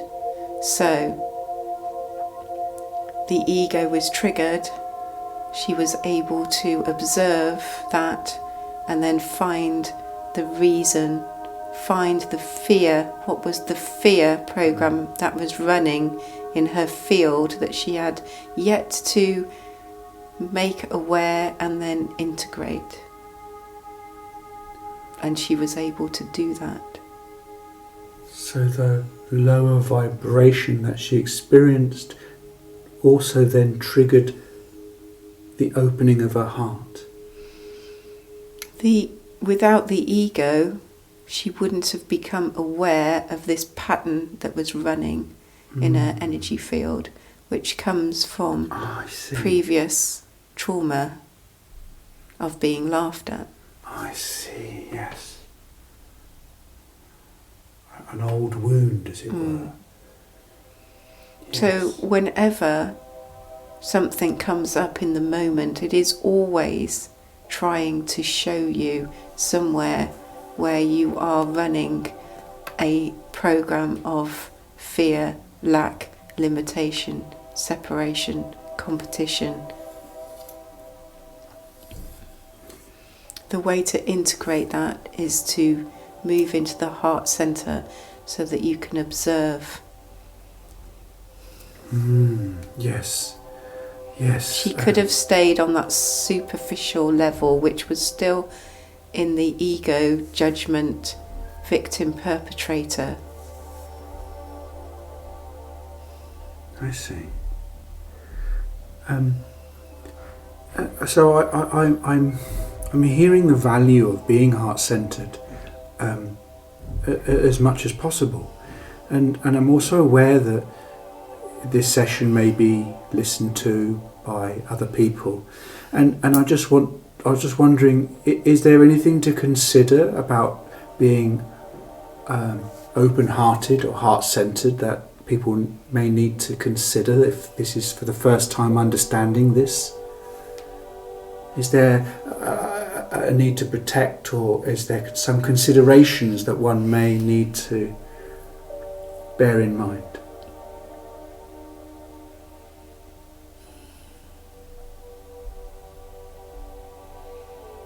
We are not understanding your question fully, please. Okay, so this conversation is being recorded, and other people may listen to it and may be wondering about the being open-hearted and heart-centered. And I just wanting to see, is there anything to consider for those people who might decide to be also open-hearted and heart-centered, whether they need to protect themselves in some way when doing this, or whether they need to have any kind of consideration on how they go forward, or is it safe just to be open-hearted in all situations that they may encounter? We think we know what you mean. For instance, if one was travelling on an aeroplane or going to a party or into a situation where there was anger or groups of people acting out their dramas, would it be safe to be in those spaces with an open heart? Yes. But this is where healthy boundary comes into play. By being open-hearted doesn't mean that you're letting everything in. You maintain your frequency.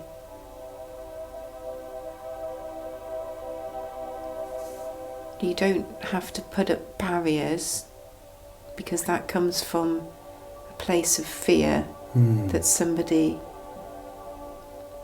may affect you or your energy. Think of it instead as maintaining your own frequency. And do you become invisible?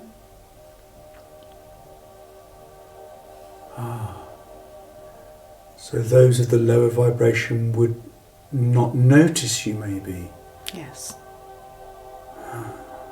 So maintaining the higher frequency in itself acts as a protection from the lower vibrations affecting you. Exactly. Yes, I see. Yes, I understand that. Yes, I see that.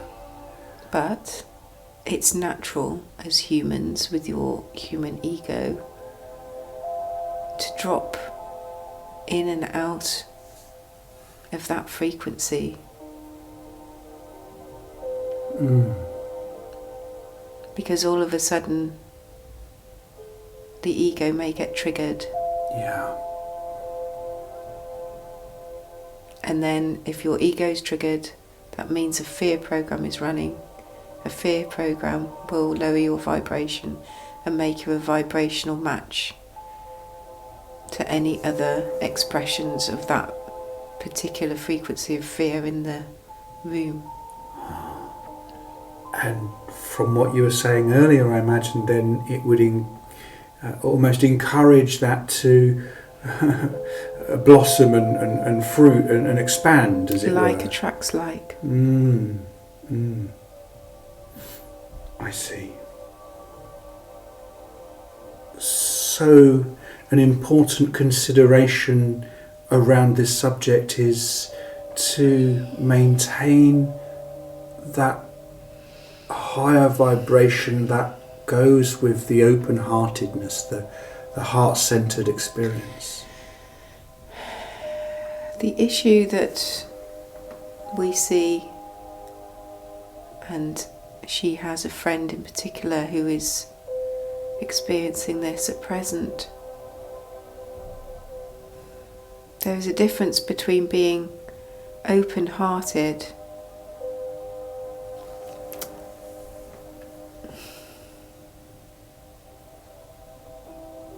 and being centered in self, and being secure and sovereign in one's own self, which requires love of the self. Yeah. You can be open-hearted but not love the self.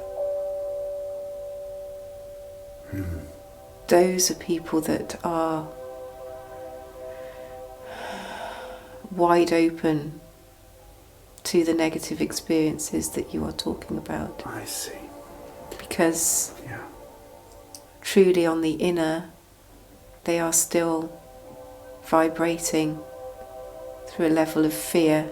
Yeah. Because they haven't learned to love themselves. Yeah. Therefore, their open-heartedness is more about desperately giving and pleasing others, Yeah. so that they will get love from outside of themselves. I see. Yes. Yes.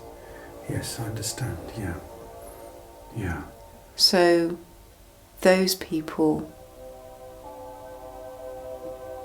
those are the people that are in danger. I see. That is the kind of light that attracts the moths. Yes, I understand. Whereas this one's light, because she is solid and sovereign, Yeah. it dispels the moths, I see. repels them, because her vibration is so high that for them to be in her field for long would be very uncomfortable So for they are them. repelled, naturally repelled. Yes. I see. And that is the confusion between, we hear people saying, I can't shine my light because I will attract the dark. That is a myth. You maintain your own frequency, and the dark will not be a frequency match. Yes.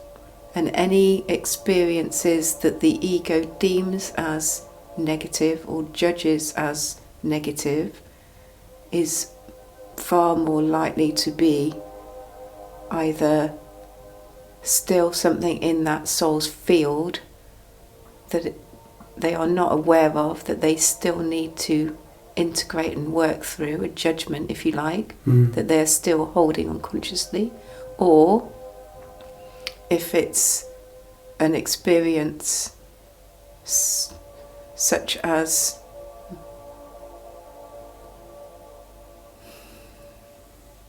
more personal, like physical attack or abuse, then that's more likely to be a soul contract that was going to happen anyway, because it's part of what your soul wanted to experience. Yeah. So someone who has a life-changing accident, it is not because they didn't maintain their frequency and attracted negative things to them. It is because they had already decided at a soul level that that was part of their human journey to see how they would react and how they would grow from that experience. Do you understand the difference? Yes, yes, yes. Thank you for putting that so clearly.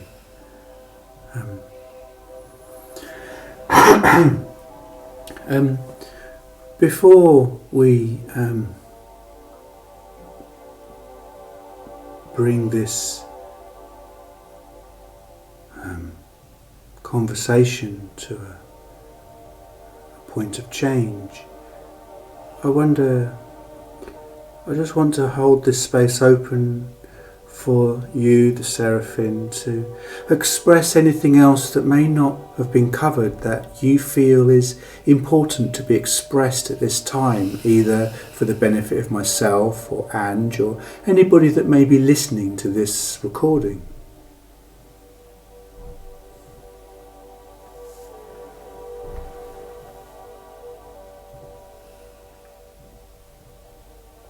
You are in an extraordinary time of change, because there is truly no time and linear pathway.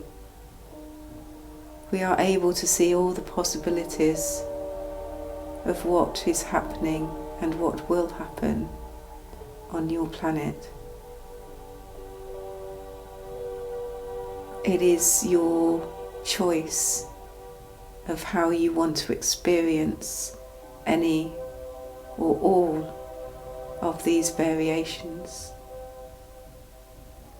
We would like to remind you that you are never, ever a victim. You always, at a soul level, choose the experience of the now moment that you wish to stand on. The more you can open yourself up to the idea that you create your own reality, the easier it becomes to create your own reality.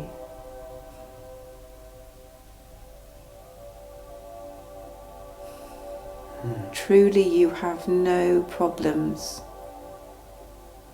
without solutions, whether that is on an individual level or a collective level. Therefore, understand that although the mind is a useful tool and the ego is part of your earth suit,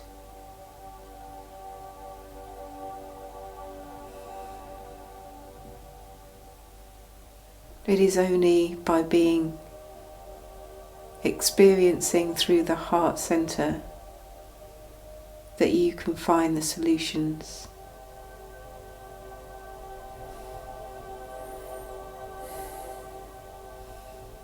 Ground, heart center. Everything else slowly takes care of itself. Even your chakras, all are important, but the two you must focus on is your base chakra to ground to Gaia, because that is the experience that you are having in a physical reality. You have to complete the energetic circuit. Ground to the earth, and then open your heart. Work on any of the patterns that tell you that you're not good enough or worthy enough of being a divine being of light. That is how you become truly heart-centered, and that is when you become truly connected to all that is, all that you ever have been, all that you are, all that you ever will be. When you are heart-centered, you have the 360-degree view.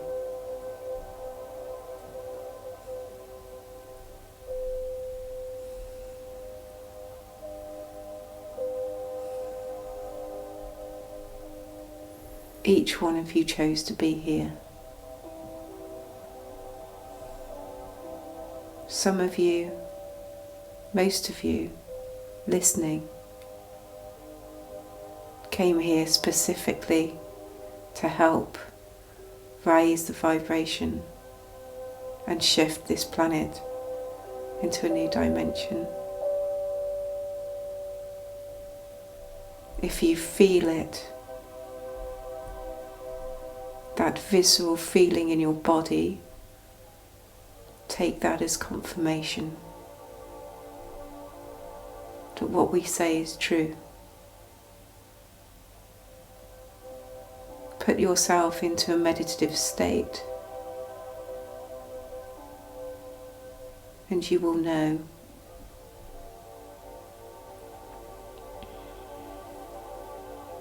The mind will always question,